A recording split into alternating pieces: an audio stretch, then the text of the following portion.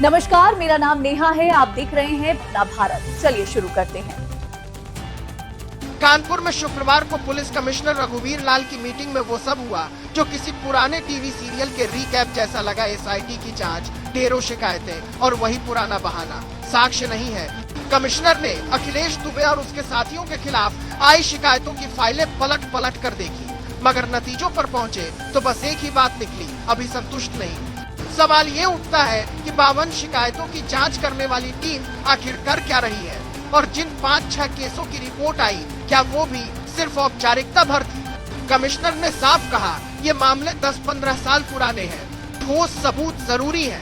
पर जनता पूछ रही है, जब सबूत जुटाने की जिम्मेदारी भी पुलिस की ही है, तो इतने सालों से सिस्टम आखिर किसका इंतजार कर रहा है? कॉल डिटेल, बैंक ट्रांजैक्शन, गवाहों के बयान सब मांगे गए, लेकिन मिला क्या? वही पुराना जवाब, काम चल रहा है। कमिश्नर ने यह भी कहा कि किसी दबाव में कार्रवाई नहीं रोकी गई है, पर कानपुर में हर चौराहे पर अब यही चर्चा है कि अगर दबाव नहीं है तो फिर रफ्तार क्यों थमी है?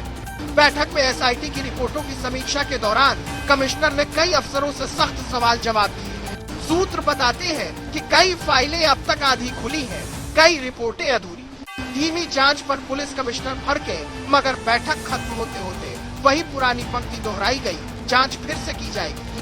कानपुर में अफसरशाही का यही तो नया मुहावरा बन गया है। अब जांच चल रही है, लेकिन कब खत्म होगी किसी को नहीं पता।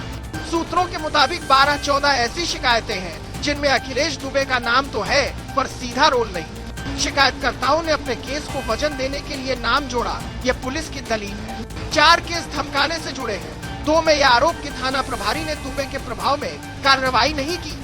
अब सवाल ये, अगर सिस्टम खुद मान रहा है कि कुछ अफसर प्रभाव में थे, तो उन पर कार्रवाई क्यों नहीं? प्रज्ञा तिवारी द्वारा 14 साल पहले दर्ज डकैती और रंगदारी के केस में अब सुनवाई 29 अक्टूबर को होगी। अखिलेश दुबे की जमानत अर्जी दायर हो चुकी है। उधर पीड़ित पक्ष का सब्र टूट चुका है। अखिलेश दुबे मुक्ति मोर्चा और भाजपा नेता रवि सतीजा ने बैठक कर लखनऊ मार्च का ऐलान किया है।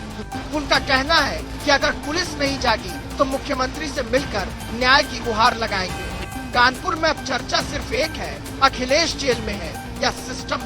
6 अगस्त को दर्ज हुई पहली एफआईआर के बाद 3 और थानों में रिपोर्टें तो हुई, लेकिन आगे सब ठंडा पड़ गया। ना गिरफ्तारी, ना बयान, बस जांच का नाम। बैठक में जब यह पूछा गया कि इतने नामजद आरोपी अब तक क्यों नहीं पकड़े गए, तो जवाब मिला, कुछ के पास स्टे ऑर्डर है, कुछ गवाह सामने नहीं आए।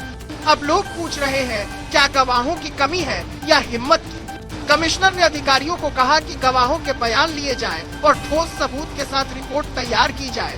इस पर जनता के मन में अब वही पुराना सवाल गूंज रहा है, क्या रिपोर्ट बनेगी या फिर एक और मीटिंग बुला ली जाएगी?